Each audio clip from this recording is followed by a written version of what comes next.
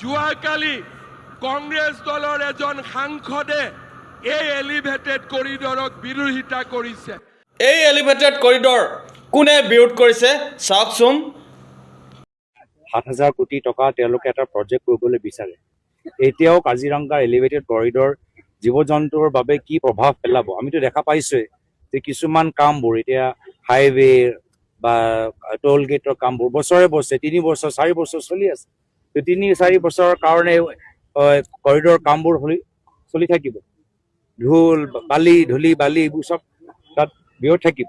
তো জীৱ জন্তুৰ ওপৰত কি প্ৰভাৱ পেলাব, পানীৰ ওপৰত কি প্ৰভাৱ পেলাব?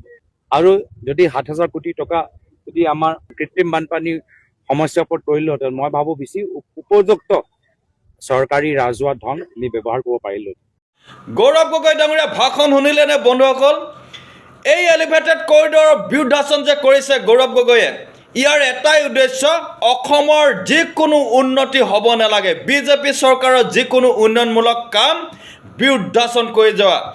সেয়া উদ্যোগৰ নীতিয়ে হওক বা অন্যান্য যিকোনো উন্নয়নমূলক কামেই হওক, অকল ৰাজনীতি কৰিব লাগে, উন্নয়ন হ'ব নালাগে। মানে গাদী কেনেকৈ ল'ব পাৰোঁ তাৰ এক ষড়যন্ত্ৰত ইহঁতি সদায় লিপ্ত হৈ আছে।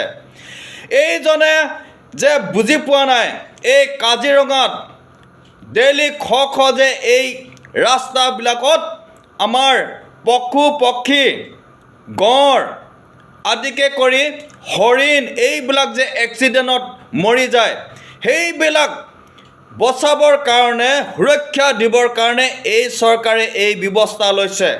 ইমান কোটি কোটি টকা খৰচ কৰি এই চৰকাৰে সুৰক্ষা দিব বিচাৰিছে, তাতো বিৰুদ্ধাচৰণ। চাওকচোন এই কংগ্ৰেছৰ চৰিত্ৰবিলাক চাওকচোন বন্ধুসকল।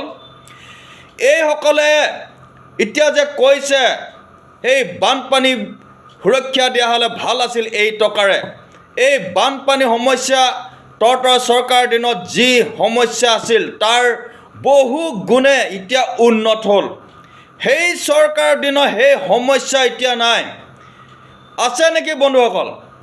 বহু গুণে যে উন্নতি কৰিলে, আৰু এইবিলাক দেখি নাপায় এই কংগ্ৰেছী চামচাসকলে। অকল চৰকাৰৰ বিৰুদ্ধাচৰণ কৰি যোৱাটোৱে হৈছে ইহঁতৰ নীতি।